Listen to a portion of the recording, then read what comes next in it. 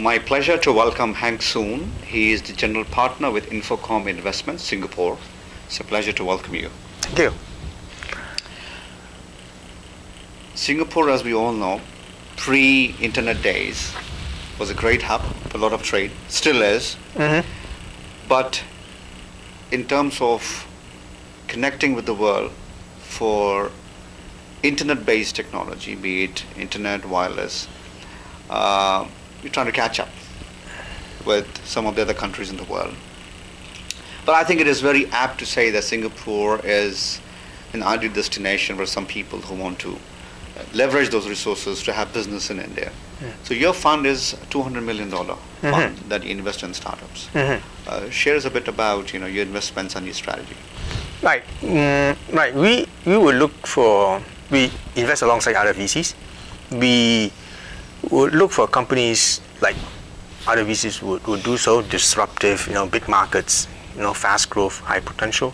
But on top of that, we would like these companies to, just like you just said earlier, leverage on Singapore to do innovation, to innovate, and to develop the businesses in Asia Pacific out of Singapore.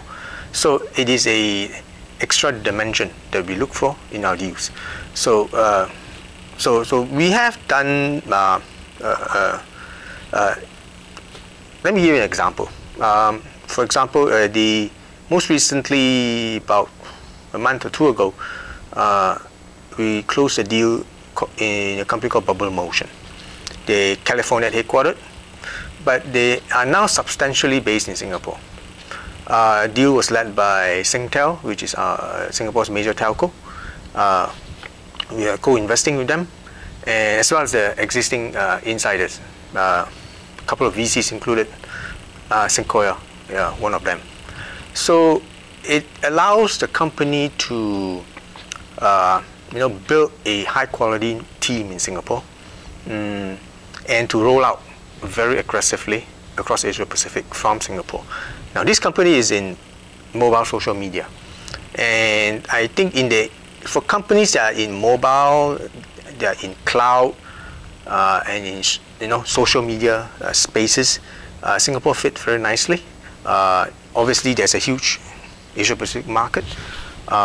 Singapore would be, in our eyes, would be a great place to serve those markets with new products and services.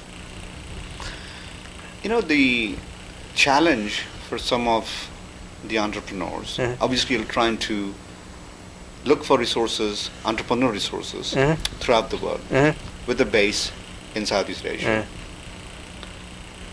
What are the advantages of coming to Singapore? Or do they have to be headquartered in Singapore? They do not necessarily have to be headquartered in Singapore. If you want to build a team, most of these VC-backed funded startups that do set foot there, when they set up a team, it will be for further developing their product or their services. Most of them would recruit from Singapore. Singapore, we would have the necessary engineering resources and talents to to support a company. Now, very important is that Singapore is relatively open compared to some other countries where you want to assemble a world-class quality team with members from other places. Great place to go and live and work in Singapore. And this is one aspect that startups realize, that they can bring together a good quality team. You can hire from Singapore, you can hire from internationally and bring them to Singapore. And as a result, you get what you want, the resources. Because when we talk to companies, we realize, yes, there's a market, you can go there and do it, but you have to find the people to do it, right? So I think that is a very critical success factor that we can offer. Silicon Valley has a thriving ecosystem, so are other parts of the world. And if Singapore is the ideal destination in Asia, which it very well could be because it has a very sound infrastructure, the biggest advantage it has is it's a cosmopolitan country slash Yep. city with a lot of English-speaking Yeah. population. But it needs a little bit more for an entrepreneur to thrive because it needs other things in the ecosystem. So what are some of the other advantages you think you can lay out? Start from a very top level. For some of these startups in, for example, mobile, cloud, social media, the communications infrastructure, connectivity within Singapore and from Singapore to the surrounding countries, excellent. And within Singapore, it represents a very nice test bed. Many companies have come to Singapore to test out things, to develop new things, test out things. And I'm not talking only about small companies, large companies also, before they roll it out, somewhere else. So that's a great place to have. There are various incentives for the entrepreneur to tap into, especially when they become successful. They have the revenues are generated. Then it comes into play. Grants, tax incentives, and within the community, there are, if you want to have a quick setup, incubators, certainly,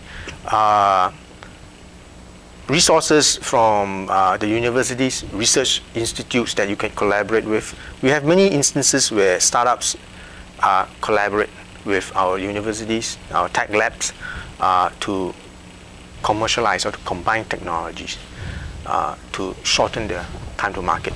So those could be some of the examples of the ecosystem, and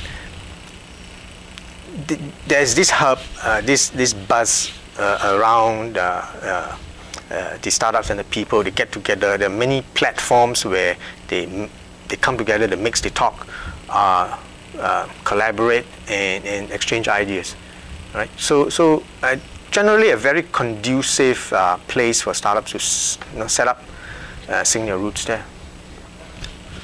Okay, thank you for sharing your thoughts. Yeah, thank you.